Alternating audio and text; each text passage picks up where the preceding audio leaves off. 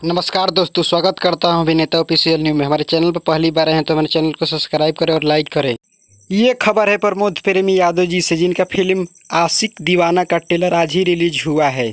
इस ट्रेलर को अपलोड किया गया है इंटरटेन रंगीला के यूट्यूब चैनल पर। मात्र 5 घंटा में 18,000 लोगों ने देखा है इस ट्रेलर को। अभी तक इस ट्रेलर को नहीं देखे हैं तो जाकर देख सकते हैं इंटरटेन रंगीला यूट्यूब चैनल पर। फिल्म के बात किया जाए तो इस फिल्म में स्टार कास्ट है प्रमोद प्रेमी और कीर्ति पाठक। शानदार ही लुक है इस फिल्म में, नागिन वाला रोल है। अभी तक इस ट्रेलर को जाकर देख सकते हैं इंटरटेन रंगीला के यूट्यूब चैनल पर। बहुत ही कमाल का ट्रेलर है, बहुत ही शानदार ही है। अगर ये खबर आप लोगों को अच्छी लगी है तो हमारे चैनल को सब्सक्राइब करें और लाइक करें, साथ ही कमेंट करें कि ये वीडियो कैसी लगी। मिलते हैं नेक्स्ट वीडियो में किसी बवाल खबर के साथ। तब तक हमारे चैनल को सब्सक्राइब करें और लाइक करें।